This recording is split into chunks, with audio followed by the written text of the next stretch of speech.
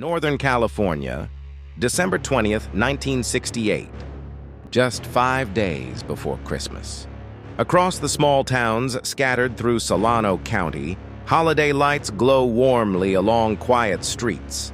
Families are wrapping gifts, planning dinners, and counting down the days. Children are restless with excitement. Parents feel at ease. Out here, life moves slowly. Neighbors know each other by name. Teenagers roam freely without fear, gathering at scenic spots away from town, places where the only sounds are crickets and the distant hum of passing cars. It feels safe. It feels like home. But tonight, on a lonely stretch of road just outside Vallejo, that feeling is about to be destroyed forever. Somewhere along Lake Herman Road, a young couple has parked their car in the darkness, completely unaware that someone is watching them. Hidden in the shadows, patient and silent, a presence waits. They have no idea what is coming. Within minutes, gunshots shatter the silence and the killer vanishes without a trace. No robbery, no clear motive, no eyewitness who could identify him. Investigators arrive to find two teenagers dead on a dark, isolated road with almost nothing to work from. No weapon recovered. No vehicle description, no meaningful physical evidence left behind. Authorities treat it as a tragic double homicide, a devastating but seemingly isolated event. No one standing at that crime scene could have imagined they were witnessing the opening chapter of something far more sinister. Within months, a mysterious figure would begin sending letters to major newspapers, claiming responsibility for multiple murders and taunting police with elaborate coded messages. He would not hide in silence. Instead, he would seek attention, demand recognition, and deliberately insert himself into the investigation. He would give himself a name that would echo through criminal history for more than 50 years. That name was the Zodiac. Who was the Zodiac Killer? How many victims did he truly claim? And how did one unidentified man manage to evade capture for decades? These are the questions that have haunted investigators, journalists, and ordinary people for over 50 years. Questions that still have no definitive answers. To understand how this case unfolded, we need to step back and understand the world in which it happened. It was the late 1960s. The Vietnam War dominated every headline. Civil rights movements were reshaping the very foundation of American society. And California, bathed in sunshine and counterculture energy, represented freedom, reinvention, and opportunity for millions. But beneath that optimism, something darker was quietly stirring. Violent crime was rising across communities that had never imagined themselves vulnerable. Neighborhoods that once felt completely safe were beginning to feel something unfamiliar. That feeling had a name, and soon that name would appear in newspapers across the entire country. In the mid to late 1960s, towns like Vallejo, Berryessa, and Napa represented a particular kind of American life. Neighbors greeted each other by name, front doors stayed unlocked through the night, and teenagers roamed freely without fear. Parents rarely worried when their children stayed out late. This was a community built on trust, and that trust felt unshakable. On the evening of December 20th, 1968, 17-year-old David Faraday and 16-year-old Betty Lou Jensen made plans like countless other young couples that winter. They drove out to Lake Herman Road, a quiet stretch outside Vallejo that had long been a popular destination for teenagers seeking a little privacy away from family and neighborhood eyes. The road was familiar, almost routine. Nothing about that evening suggested danger. No warning, no reason for alarm. Just two teenagers parked beneath a dark sky, completely unaware that someone nearby was watching them from the shadows. According to investigators, there was nothing unusual about the couple's plans that evening. Sometime before 11:15 in the evening, another vehicle arrived at the remote location. Exactly what happened next remains uncertain, but crime scene evidence confirmed both teenagers had been shot. David Faraday was found near the car, and Betty Lou Jensen was discovered a short distance away. The attack occurred with terrifying speed. The killer left almost immediately, leaving behind very little physical evidence. There were no signs of robbery, no indication of any prior relationship between the attacker and the victims, and no clear motive investigators could identify. When law enforcement arrived at the scene, they faced far more questions than answers. Detectives processed the area carefully, but the evidence was frustratingly limited. They classified it as a double homicide and opened a formal investigation, with absolutely no indication that this quiet stretch of road had just become the opening chapter of something far more sinister. News of the murders spread quickly across Solano County, sending shockwaves through communities that had always felt safe. Parents grew fearful, neighbors grew suspicious. How could two teenagers be shot dead on an isolated road with absolutely no apparent motive? Law enforcement worked diligently, interviewing friends, classmates, family members, and anyone who might have witnessed suspicious activity in the area that night. Despite their efforts, no clear suspect emerged. Weeks passed, then months. The case gradually went cold. Very few people at the time imagined they were witnessing the earliest chapter of a case that would eventually become known across the entire world. Police genuinely hoped it was an isolated, tragic incident with no connection to anything larger. History, however, would prove that assumption devastatingly wrong. For nearly 7 months, the investigation produced almost no meaningful breakthroughs, leaving detectives with unanswered questions and grieving families without closure. Something far darker was quietly approaching. The screen fades up slowly from black. A quiet heartbeat pulses beneath a low orchestral drone. Vintage footage drifts across the frame, California highways shimmering in summer heat, families setting up lawn chairs, fireworks being prepared along city streets. It is the 4th of July, 1969, and across Vallejo, the mood is festive and celebratory. Neighbors gather on porches, children chase each other through sprinklers, and the air smells of barbecue smoke and anticipation.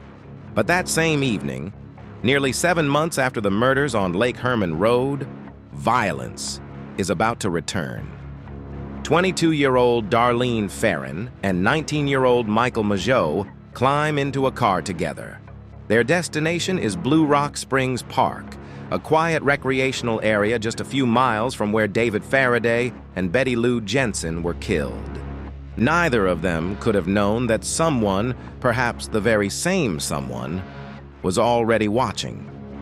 The couple parked shortly before midnight, and for several minutes everything seemed calm.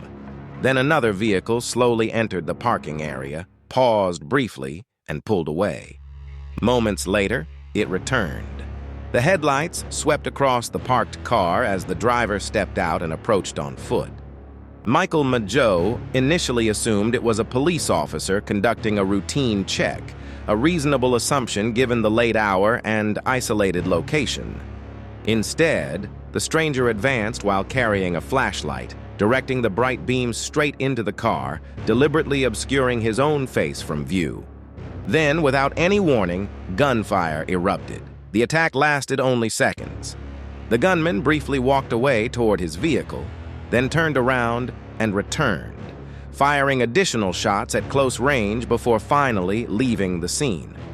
The entire encounter was terrifyingly swift, calculated, and coldly executed, leaving both occupants critically wounded and the parking area suddenly, horrifyingly silent.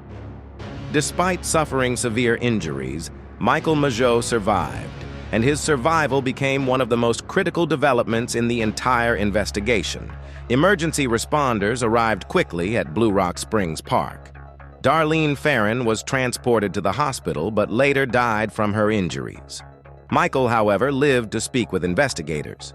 He provided detectives with the first meaningful description of the attacker, describing a white male believed to be in his mid to late 20s, possibly older, with a heavy build and short hair.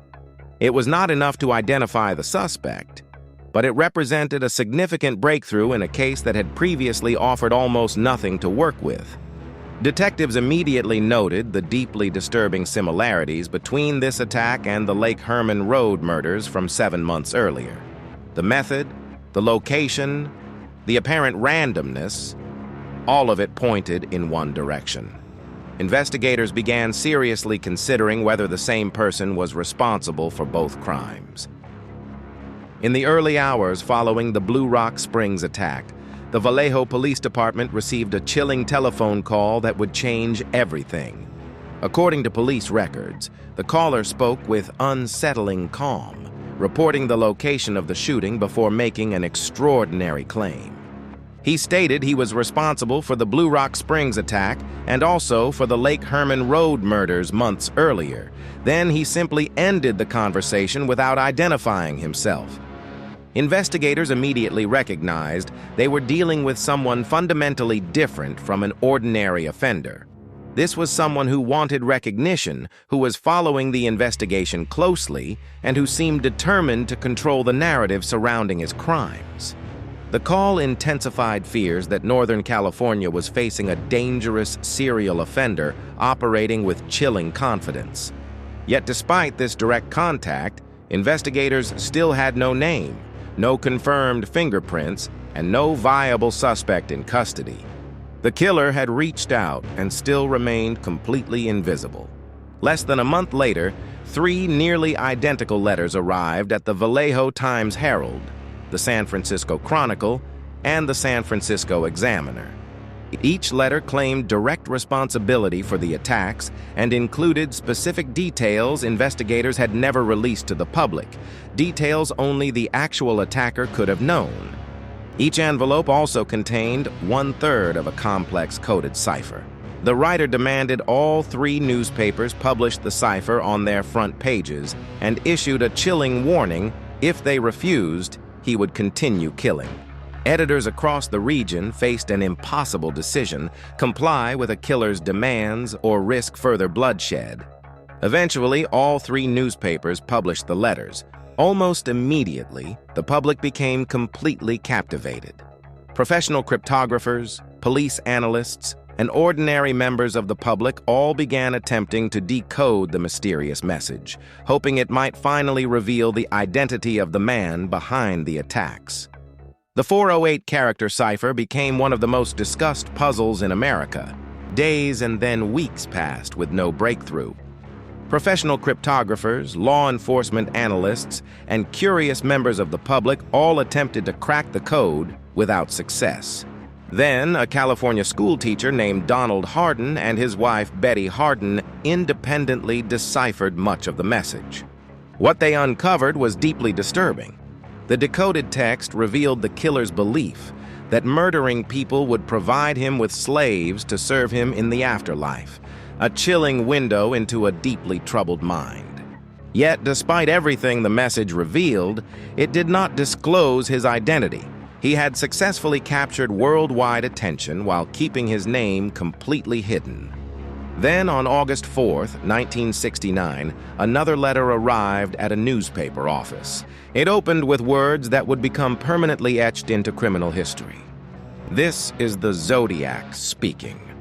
From that single moment forward, the unknown killer had a name the world would never forget. As summer faded into autumn, the Zodiac struck again, but this time in a way no one had anticipated. On September 27, 1969, college students Brian Hartnell and Cecilia Shepard were spending a quiet afternoon at Lake Berryessa in Napa County.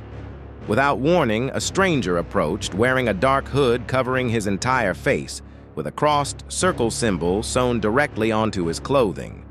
He calmly claimed to be an escaped prisoner who needed money and a vehicle. Hartnell initially assumed this was simply a robbery. Moments later, the attacker restrained both victims and violently assaulted them with a knife. After the attack, he walked back to their parked car and used a black marker to write dates connected to his previous attacks, alongside the now recognizable crossed circle symbol. The Zodiac was evolving, and the terror was far from over. Unlike previous crime scenes, the Lake Berryessa attack left investigators with something invaluable: a surviving eyewitness. Although the attack claimed the life of Cecilia Shepard, Brian Hartnell survived his injuries and provided one of the most detailed, first-hand accounts investigators had ever obtained from a Zodiac crime scene. His description of the hooded figure, the crossed circle symbol, and the calm, almost rehearsed manner of the attacker gave detectives far more to work with than anything gathered before. Not long after leaving the scene, the killer once again called police from a payphone in Napa, calmly reporting the attack before ending the call without identifying himself. Investigators traced the phone booth, but the caller had already disappeared into the surrounding streets. The Zodiac had transformed murder into something far more calculated than simple violence. He was conducting psychological warfare, using every phone call, every letter, every symbol, and every newspaper headline to amplify public fear while deliberately offering investigators only fragments of the truth. The camera glides over the glowing San Francisco skyline on the cool evening of October 11th, 1969. The city is alive with lights, traffic, and the ordinary rhythm of urban life. Paul Stine, a 29-year-old taxi driver, was working his regular shift when he picked up a passenger in downtown San Francisco, requesting a ride to the upscale Presidio Heights neighborhood. Nothing about the fare seemed unusual. The trip appeared completely routine until shortly before 10 in the evening, when the passenger shot Paul Stine once in the head before stepping out of the cab. Witnesses inside a nearby home observed part of what unfolded and immediately contacted police. Rather than fleeing instantly, the killer calmly wiped down portions of the taxi, removed a piece of Paul Stine's shirt, and walked away without apparent urgency. Unlike every previous attack, this crime had occurred in a populated residential neighborhood with multiple witnesses who had directly seen the suspect. Police quickly broadcast a description across the radio, but a communication error reportedly caused responding officers to initially search for the wrong suspect entirely. By the time the mistake was corrected, the killer had vanished completely into the San Francisco night. Days later, another letter arrived at the San Francisco Chronicle with a piece of Paul Stine's shirt enclosed, confirming the writer had direct knowledge of the crime. The Zodiac continued mocking investigators and openly criticizing police efforts, seemingly enjoying every moment of the chaos he created. Over the following months and years, additional letters and ciphers continued arriving. One of the most famous, the 340-character cipher, remained unsolved for over 50 years until an international team of codebreakers finally deciphered it in 2020. The decoded message, though chilling, still did not reveal the killer's identity, leaving investigators exactly where they had always been, searching for a ghost. Now we enter Chapter 6, where the investigation shifts toward the question that has consumed researchers for decades. Who actually was the Zodiac Killer? Over the years, numerous names surfaced as investigators, authors, journalists, and independent researchers proposed different individuals. Among the most frequently discussed was Arthur Leigh Allen, a former schoolteacher from Vallejo who became a major focus due to several circumstantial factors, including connections to the areas where attacks occurred, ownership of items referenced in the letters, and behavioral patterns noted by people who knew him. However, according to law enforcement, no conclusive evidence ever proved Arthur Leigh Allen was the Zodiac Killer, and he was never formally charged. Other suspects have been suggested based on handwriting comparisons, timelines, witness descriptions, and personal histories. Despite decades of investigation involving multiple agencies, countless interviews, and thousands of documents reviewed, no suspect has ever been officially identified by authorities as the Zodiac Killer. The case remains officially unsolved to this day. Chapter 7 examines how modern forensic technology has fundamentally transformed the Zodiac investigation. deoxyribonucleic acid analysis, digital image enhancement, advanced fingerprint comparison, and genealogical research are tools detectives of the 1960s could never have imagined. Authorities have revisited carefully preserved evidence multiple times, hoping modern science might finally identify the killer. However, no forensic test has conclusively identified the Zodiac Killer. Some evidence has produced limited or inconclusive deoxyribonucleic acid results, while other evidence may have been contaminated over the decades. Investigators continue evaluating new techniques as technology steadily evolves. Genealogical databases, which helped solve other long, cold cases, have also been explored in connection with this investigation. Yet despite every scientific advancement applied to the available evidence, the identity of the Zodiac Killer remains officially unknown. Even after more than half a century, the possibility of solving the case has not completely disappeared, and investigators remain cautiously hopeful that science will eventually deliver answers. So why does the Zodiac case continue to captivate the world after more than 50 years? Countless books, documentaries, films, podcasts, and independent investigations have kept this mystery alive across generations. The answer lies in something deeply unsettling about what this case represents. Here was a killer who appeared to genuinely enjoy publicity, a criminal who challenged investigators directly through newspapers, and a mystery that remains completely unresolved despite decades of extraordinary effort. Unlike many famous criminal cases, the Zodiac investigation offers no final courtroom verdict, no confession accepted by authorities, and no universally accepted answer, only questions. The confirmed facts tell us that several brutal attacks occurred between 1968 and 1969, that the killer sent letters and ciphers personally claiming responsibility, and that the investigation became one of the largest and most exhaustive in California history. Yet, despite everything, the identity of the Zodiac Killer remains officially unknown, and that unresolved ending is precisely what keeps the world watching. More than 50 years have passed since that cold December night on Lake Herman Road. Yet the questions remain. The victims, David Faraday, Betty Lou Jensen, Darlene Ferrin, Cecilia Shepard, and Paul Stine, were real people with families, dreams, and futures that were stolen without explanation or justice. Their names deserve to be remembered not simply as entries in a case file, but as human beings whose stories were left unfinished by someone who was never held accountable. Perhaps the answer lies buried inside an aging police file. Perhaps future forensic technology will accomplish what decades of investigation could not. Or perhaps the truth disappeared long ago alongside the person who carried it. What we owe these victims is continued remembrance, continued pursuit of truth, and the understanding that justice is not only about solving a crime. It is about honoring those who can no longer speak for themselves. If this story moved you, share your thoughts in the comments below.